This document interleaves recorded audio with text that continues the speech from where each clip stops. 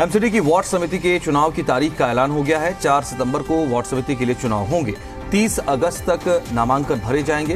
दिल्ली नगर निगम की 12 क्षेत्रीय निकायों में से हर एक के लिए अध्यक्ष और उपाध्यक्ष की नियुक्ति के लिए वार्ड समिति की ये चुनाव होंगे। 4 सितंबर को चुनाव आयोजित करने का आधिकारिक तौर पर आदेश दिया गया है। तो ये बड़ी खबर आज की है दिल्ली को लेकर के।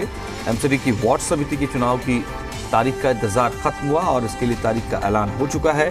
4 सितंबर को ये वार्ड समिति के लिए चुनाव होंगे, जिसके तहत तमाम जो दिल्ली नगर निगम के 12 क्षेत्रीय निकायों में हैं उनमें हर एक के लिए अध्यक्ष और उपाध्यक्ष की नियुक्ति के लिए ये चुनाव होंगे।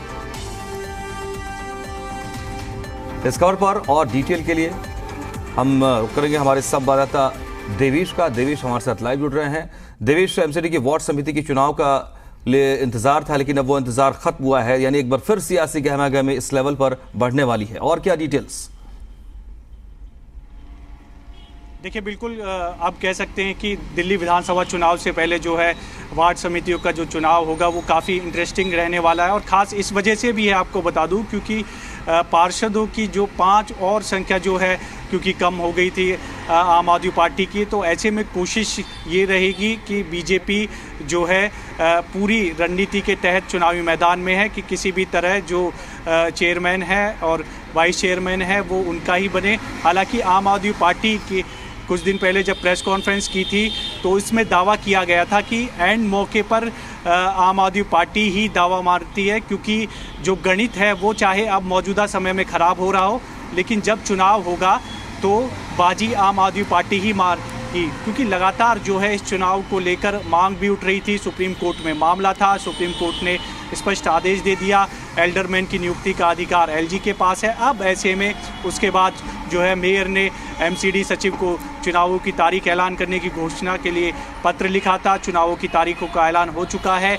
अब ऐसे में दिल्ली विधानसभा चुनाव भी अगले साल है और ऐसे में शुरुआत में ही है, और उससे पहले जो वार्ड समितियों का जो चुनाव है वो काफ़ी इंटरेस्टिंग रहने वाला है। इसमें देखना होगा कि बीजेपी की क्या रणनीति रहेगी, और दूसरी तरफ सत्ताधारी दल आम आदमी पार्टी है कि आम आदमी पार्टी की क्या कुछ रणनीति इसने रहने वाली है। लेकिन ये है कि पिछले चुनाव में जब देखा गया था कि मेयर चुनाव हुआ था तो अक्सर हंगामा हुआ था। जब एमसीडी में आम आदमी पार्टी आई थी तो आपने भी देखा होगा कि जमकर हंगामा हुआ, चुनाव डिले भी हुए, जो मेयर का चुनाव होना था। तो ऐसे में उम्मीद यही जताई जा रही है कि इस बार जब समितियों का चुनाव होगा तो जाहिर सी बात है टकराव देखने को मिलेगा आम आदमी पार्टी और जो बीजेपी है उन दोनों के बीच। लेकिन इसमें ये देखना होगा कि जो आम आदमी पार्टी है उनको कांग्रेस का साथ मिलता है या नहीं, क्योंकि पिछले चुनाव में समझौता हुआ था दोनों के बीच कि